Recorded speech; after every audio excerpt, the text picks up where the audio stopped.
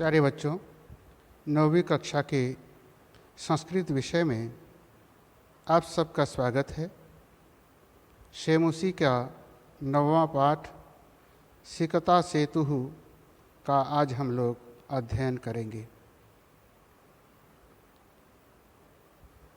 प्रस्तुत नाट्यांश सोमदेव द्वारा लिखा गया कथा सरित सागर इसका 7वां अध्याय के ऊपर आधारित है। इस नाट्यांश में तपस्या से विद्या प्राप्त करने के लिए कोशिश करता हुआ कोई तपोदत्त नामक कुमार विचित्र है। उसका मार्गदर्शन करवाने के लिए पुरुष वेशधारी देवराज इंद्र वहाँ आ जाते हैं। वहाँ आकर देवराज इंद्र रेत से पुल बनाने का कोशिश करते हैं। यह देखकर तपोदत्त हंसते हुए कहता है, हे देवराज इंद्र, क्यों रेत से जलबंध बना रहे हो? उसके बाद देवराज उत्तर देते हैं कि जो अध्ययन, श्रवण, पठन के बिना यदि तुम विद्या प्राप्त कर सकते हो, तब मैं भी रेत से पुल निर्माण कर सकता हूँ।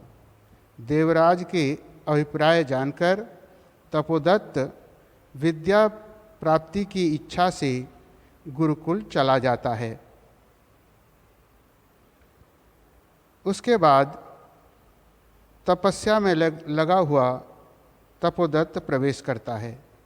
तपोदत्त कहता है, मैं तपोदत्त हूँ। बचपन में पिताजी के द्वारा कष्ट दिए जाने पर भी विद्या का अध्ययन नहीं किया। उस कारण से सभी परिवारजनों, मित्रों जानने वाले लोगों के द्वारा अपमानित हो गया। लंबी सांस लेकर, आहा भाग्य, यह मैंने क्या किया? उस समय कैसी खराब बुद्धि थी।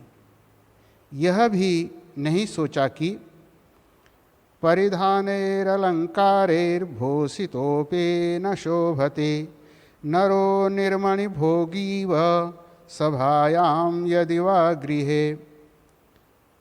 कपड़े, अलंकार से सुंदर मनुष्य लगने पर भी मनुष्य निर्मणि और भोगी के समान सभा में या फिर घर पर सुंदर नहीं लगता है। कुछ याद करके, अच्छा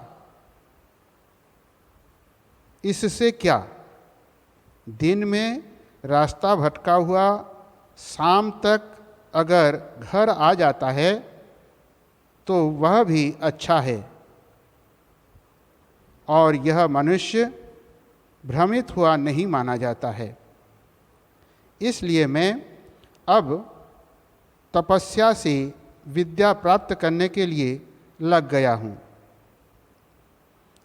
पानी छलकने की आवाज़ सुनाई देती है। अरे, यह कलकल छलकने की आवाज़ कहाँ से आ रही है? बहुत बड़ा मछली या मगरमच्छ हो सकता है। तब तो देखता हूँ।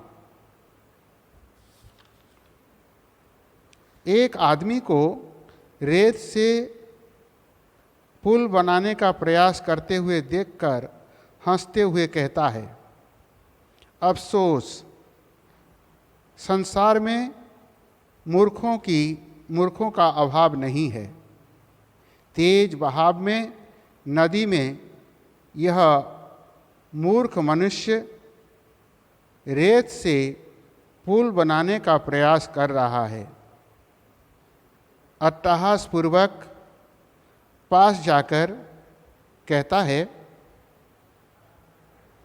हे महाशय जी, यह क्या कर रहे हो? परिश्रम करने से बस करो। देखो, रामो बबंधयं सेतुं शीलाभैर्मकरालये विदधद्बालुकाभिस्तं यासीत्वमतिरामताम्। जिस पुल को श्री राम जी ने मकर नामक पत्थरों से बांध बनवाया, उसी पुल को रेत से बना रहे हो तुम राम से भी बढ़ करके हो गए? तब तो सोचो, रेत से कहीं पुल बनाने के लिए उपयुक्त है? पुरुष कहता है, हे तपस्विन, मुझे क्यों रोक रहे हो? कोशिश करने से क्या कुछ सिद्ध नहीं होता है? पत्थरों की क्या आवश्यकता है? रेत से ही पुल को अपने दृढ़ संकल्प से बना लूँगा। तपोदत्त कहता है, आश्चर्य है कि रेत से ही पुल को बनाओगे? रेत जल के प्रवाह में रुक जाएंगे क्या? आपके द्वारा सोचा गया या नहीं? पुरुष कहता है, खिल्ली उड़ाते हुए, सोच लिया, अच्छी तरह से सोच लिया। मैं सीढ़ी की सहायता से चढ़ने में विश्वास नहीं करता हूँ, कूद करके ही जाने के लिए समर्थवान हूँ। तपोदत्त खिल्ली उड़ाते हुए, अच्छा, अंजना के पुत्र हनुमान जी से भी बढ़ करके हो गए हो। पुरुष कहता है, स्वीकारोक्ति करते हुए यहाँ संदेह क्या है? और क्या? विना लिप्यक्षरज्ञानं तपोभिरेव केवलम यदि विद्यावशेषुस्ते सेतुरेष तथा मम। लिपि अक्षर ज्ञान के बिना तपस्या से ही केवल अगर तुम विद्या प्राप्त वश में कर सकते हो, तो मैं भी इस पुल को अपने बस में कर सकता हूँ। तपोदत्त कहता है, लज्जा से मन में सोचता है, अरे मुझे ही उद्देश्य बनाकर यह भद्र पुरुष मुझे समझा रहे हैं। निश्चय ही यहाँ सत्य देख रहा हूँ। अक्षर ज्ञान के बिना विद्वत्ता को प्राप्त करने के लिए इच्छा कर रहा हूँ। इसलिए यह भगवती सरस्वती की अवमानना है। गुरुकुल जाकर के ही विद्याभ्यास मेरे द्वारा किया जाना चाहिए। पुरुषार्थों से ही लक्ष्य प्राप्त किया जा सकता है। अब कहता है, हे मनुष्यों में श्रेष्ठ, मैं नहीं जानता कि आप कौन हैं, परंतु आपके द्वारा मेरे दोनों आँखों को खोल दिया गया।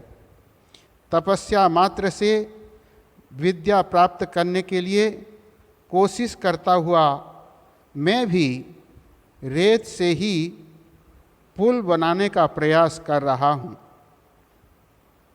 इसलिए अब विद्या पढ़ने के लिए गुरुकुल ही जाऊंगा। नमस्कार करके चला जाता है।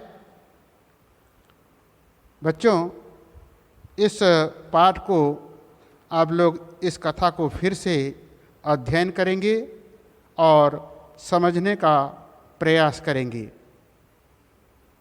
धन्यवादः।